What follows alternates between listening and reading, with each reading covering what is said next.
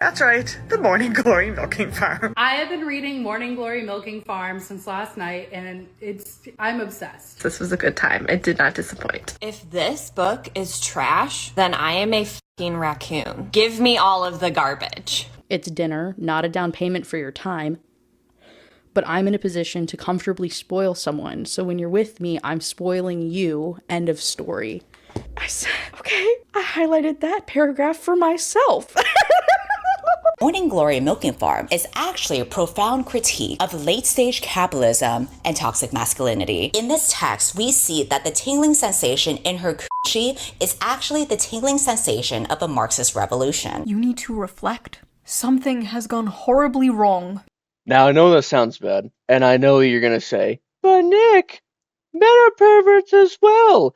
And you'd be 100% correct. And don't get me wrong, we will be tackling that issue eventually. It's just not the topic of today's conversation. The topic of today's conversation is book talk and female perversion. Mostly because Dee and I both had something come across our For You page on Instagram. And that is the book Morning Glory Milking Farm, Book 1. So there's multiple of them. Jeez. First off, I actually thought it was a joke when you brought it up the first time. I thought it was like some AI BS. I said, no. No, they didn't. They didn't do that. Oh, they did. You know, it's like, no, they didn't. And I looked it up and I was like, oh, this looks like an actual book. And then, sure as you can imagine, a day or two later, there was somebody doing a review on it somewhere. I think it wasn't even a review. It was just more like I saw the book, the photo of the book, the cover, and then somebody made a comment about it, and I was like, oh no. So, needless to say, if it comes across my sphere at all, it's bad. It's very bad. So, there's a couple biblical themes that brings us here today, which is why we're even going to talk about this book in the first place. But it's mainly so you all are in the know, and so we can increase your discernment when things like this come out into society. Yeah, and you know what kind of rubs me the wrong way when it comes to female perversion? With men, you know, we can be perverts sometimes. 1000%. There's no question about it. And like I said before, we're going to be talking about that eventually. But with women, it's so much more open. They display their smut openly in bookstores. They proudly pose in front of their smut collections. They discuss their smut openly on TikTok. They go to smut conventions and get choked out by 9-foot-tall shirtless wendigos. Where I've even been at work in my office, and these two women were having a conversation about it. Nothing like crazy. They weren't going into explicit detail about the book, but it was like, oh, I read so and so this weekend. It's such a spicy book. Oh my goodness, you have to read it. And what does spice mean? Porn. It means porn. And could you imagine if you or I went into work one day and was talking about the explicit material that we watched over the weekend? Imagine a group of men sitting around drinking wine, discussing the porn they watch. We would get fired immediately. No question about it. Fired, paperwork, counseled, whole nine.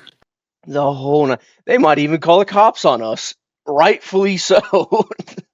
You know? I mean, it's crazy. Yeah. It's a little weird too, because I think technically, from all of our various trainings we've done, having a conversation about such explicit things in the vicinity of people who don't want to hear it, I think that's a form of assault. I think. I don't know. And, I wasn't, like, offended about it. Yeah. It didn't really I wouldn't say it made me uncomfortable. It was just, what made me uncomfortable wasn't the conversation itself. It's the fact that it's so okay to have those conversations in today's society. And it's not Yeah. just with the book either. It's everywhere. It's at the gym, it's at schools, at the store.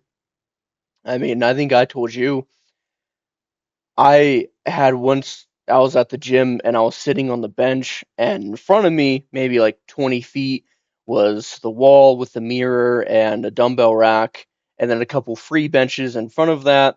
And there was this woman in front of me, mostly because the gym was well, it was pretty crowded, I'll give her that. But she was doing Romanian deadlifts. And for those of y'all in our audience that don't know what a Romanian deadlift, I'll put a picture up of kind of how it works. But it's just a deadlift with straight legs to work your hamstrings. But the problem I had in this was this woman's leggings were so tight that I could see the outline of everything that there was to see. What did you see? You know what I saw. I saw some. Oh god. In any case, and what's even crazier about that is like I had to like stare down at the ground. I couldn't look up. I knew I couldn't look up because if I did, I'd get called a pervert because her was in my face. Whereas like with dudes, imagine if like a dude came in with spray painted on his shorts and you see him all his bits hanging out. Rightfully so, he would get called out for that. Yeah. Yeah. Or even, at the store, uh, near or on the way home from my work, there's a Target, and there's two high schools. One of them is like a military high school where they wear uniforms every day, and the other one's just a regular high school. And so if I go to this Target to go get groceries after work, I will often see them hanging around the Target doing hoodlum stuff. I don't know what they're doing. They're just hanging out there. But Don't hood rat shit, my friend. I see these little girls, like actual high schoolers, and I know they're high schoolers because they look like all the other high schoolers in uniform, and they're hanging out all together. And so you have like some of them who are in their little military uniform thing, and you have others that are hanging out with them from the other high school. And these girls they're basically wearing bikinis, and it's like, did you wear that to school? Where are your parents at? What the is going on? Are you and your parents okay with you dressing like this out in public at what, 15, 16 years old? I mean, how old are you? I've been out of high school too long. What, 14 to 17 typically? I think it's 14 through 18. Yeah, something like that. But it's so perverse yet so accepted in today's society in a way that male perversion is not accepted. Rightfully so. It shouldn't be accepted, but that doesn't mean we should be allowing this kind of thing to run rampant in our society. And I'm not saying go out and parent other people's kids. That's not what you should be doing either. But you should be talking to everyone in your community, and hopefully everyone in your community has an understanding that this stuff isn't acceptable. But let's get back to the subject at hand, which is this book.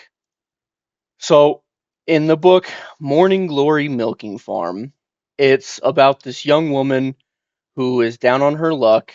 She has a college degree, yet can't find a job or pay off her student loans. So, what does she do? Well, she grabs a job at this milking farm where she performs various acts. She has no choice but to grab it with both hands. And ends up in a relationship with a minotaur, like an actual cow minotaur thing. So I'm reading this, and the whole time I'm thinking, like, okay, he probably has, like, a human head, right? He probably, like, looks something like this, like, just a dude with, like, horns. Then I see the official artwork. That's a cow. Bro is a cow. Bro is a straight up cow. I just want to clarify something super quick. Minotaurs are they only males? That is a good question. I don't know. In the book, it's kind of funny, but in the book, it states that a nose ring is, I guess, the cow's equivalent of a wedding ring, and this main character cow has one, but he clarifies that he's now divorced. So he was married to a cow, got divorced, and now he's just hanging out with this human woman. So out here milking male man cows, which I didn't know they made milk, but whatever. It's not a normal milking farm like with cows. What it is it's big, bulky minotaurs, and it's a special type of milking. Let me stop. That's the last joke I make. I'm sorry. It ain't Lock that kind in. of milk, brother. Yeah. Lock in. Anyways, This is a Christian channel. I just I don't know. So when we first talked about it, right? Like immediate couple of things that came to my mind, right? Bestiality, it's number one. Number two, you have a minotaur, which biblically speaking is demonic. How might you ask? Well, if the fallen angels came down and made babies with humans and they created beasts and abominations, I would imagine a minotaur might have been one of those things that popped out. Not saying it absolutely happened, but I'm just saying, not by God's design. So you have bestiality, you have demonic beast, monster beings, however you want to call it. You have the glorification of lust, degeneracy. I'm sure the list goes on. Well, and it was funny, we're not even cracking open the Bible in this video because it's kind of self-explanatory that this is wrong and 100%. it's disgusting. In today's society, we got to be really careful with things that are trendy and things that we think are fun. With this book, right? Obviously, the biggest one that we already pointed out was bestiality, but if somebody didn't outwardly tell you it's bestiality and you're reading this book and engaging in the indulgence of this and you're imagining it and it's if it's pleasing to your imagination to insert yourself into that realm mentally as you're reading this, would you think of it as sin because it's so pleasurable? Would you look at this for what it is just off of the first time you see it? With me, if I see a minotaur and a woman being seduced, which is, pretty much what the cover is, without trying to get too graphic or analyzing it too deeply, all of those things come off as red flags, immediately. But how many times has entertainment or media slipped underlying things into your consumption without you knowing, right? Outside of this X-rated material, other books like Twilight, you have literal vampiric blood-sucking beings, you know what I mean, being romanticized. And those came out when I was in middle school, and these girls were going crazy over it. Dude. And yeah, it was the norm. But think about the concept. Blood-sucking, undead beings. That's not in anything that God would have designed. Well, and it was crazy, you brought up Twilight, and it makes me think of 50 Shades of Grey. Yep. 50 Shades of Grey, if you don't know the history on it, was originally it was a fan fiction of Twilight on some, I think it's Wattpad, I think is the website. It's a website where you can publish your own fiction based off of already established stories. It just got so popular that they actually published it. And I remember, because that one came out, I think, when did that one come out and get popular. We had to have been like freshmen in high school, I think. I'm not sure. It was early on in high school, maybe in middle school, but I remember even back then, even as like a perverted young teenager, thinking that like this is kind of extreme. But Mm-hmm. compared to Morning Glory Milking Farm, 50 Shades of Grey looks like missionary. You know, and it's so crazy how far we've gotten as a society into this sexual degeneracy. What happened to that like stupid fucking corny Hallmark thing, going home for Christmas to your hometown and falling in love with the cute farmer boy? What happened to that? Like everything Yeah. is sex nowadays. Mm-hmm. Like, you know, I talked about it coming up on our For You pages on Instagram. Most of my Instagram is gym stuff, gun stuff, and Christian stuff. That's all Mm-hmm. my For You pages. But even still, probably every 10 or 20 reels, I'll get some woman who's throwing it back to promote her OnlyFans. Like Mm-hmm. this stuff is pushed so heavily upon us. Yep, it's fed to us. What's even worse about all this is, kids they have to be the primary targets, I would imagine. And I say that because, your feed isn't primed to view those kind of things and you still come across it. How long would it take for a child to come across that same type of content? Not on purpose, but by accident. I would think And, be, almost instantaneously. and And I beyond mean that, that with like no sarcasm. mm-hmm. I bet you if I started a new Instagram account and just like had a blank algorithm and a blank For You page, I would bet within the first 10 minutes I'd find an OnlyFans girl. I wouldn't be surprised if we did. More to that point, too, I think about the slippery slope. So if you're enjoying this book, Milking the Minotaur, whatever the name is, if you're enjoying this book, right, and there's multiple series of this book, how long until you are fully invested into that world of bestiality? If I'm imagining a child scrolling Instagram for the first time and he just so happens to come across adult content, how long until his undeveloped fully brain is now seeking those things just because he's already been tempted? I mean it's quick. It don't even take that long. And by the time you get to, if you're reading this kind of material, by the time you get to Morning Glory Milking Farm, you're already fully invested into the degeneracy to the point where you're mating. I don't want to be Mhm. too explicit with an actual cow. Like it's insane. And even I remember I was watching a video from Asmongold. He's a really big political streamer. And I was watching a video and he was even talking about this.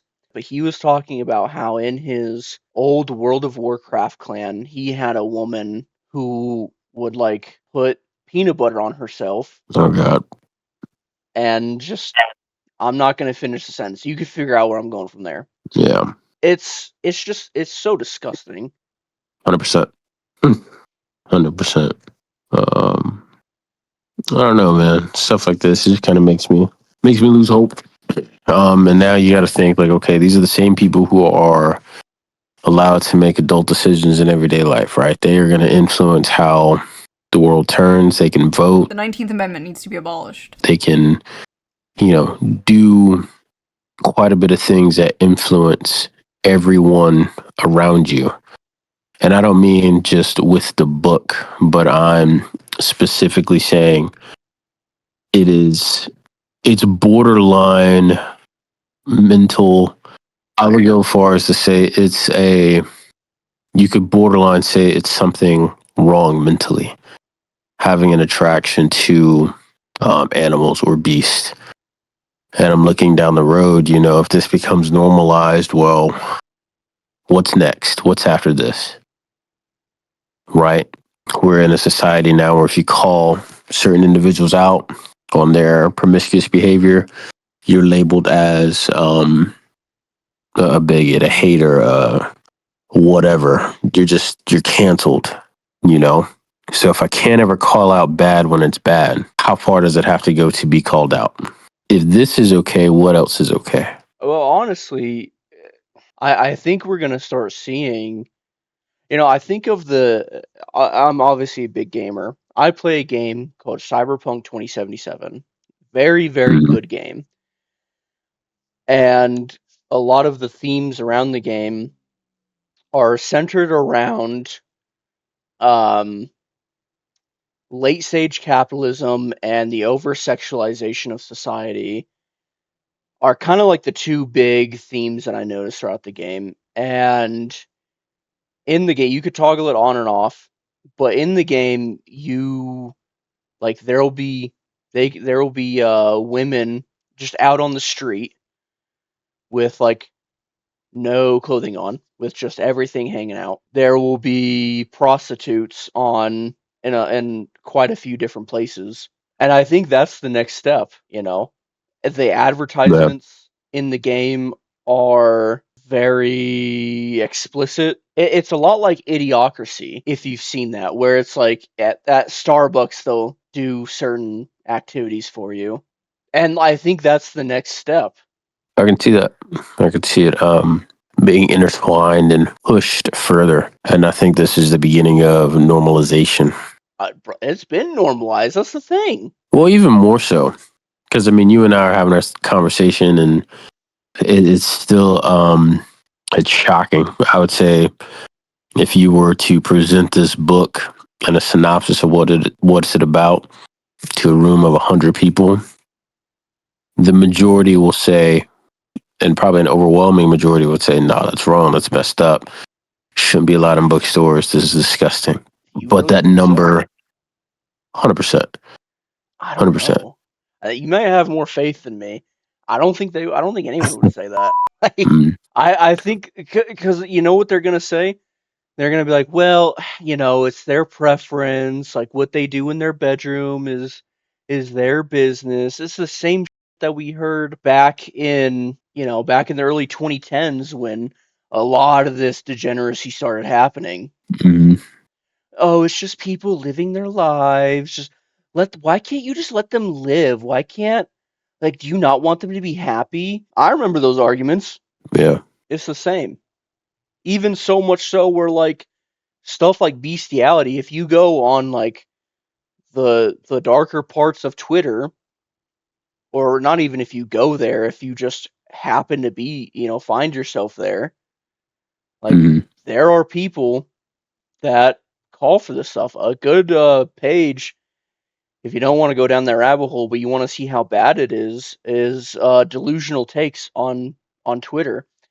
And I've seen that person. I don't know if it's guy or girl, whoever it is, but I've seen this person post about or post screenshots of people tweeting about bestiality and how it shouldn't be a bad thing or how it shouldn't be criminalized. Or mm, this stuff with maps, the minor attracted persons, and how crazy. that shouldn't be criminalized. Like this stuff Yeah. is they're trying to normalize this now. And when it comes to a book, what people will say is like, oh well, they're not actually doing it. It's just a book.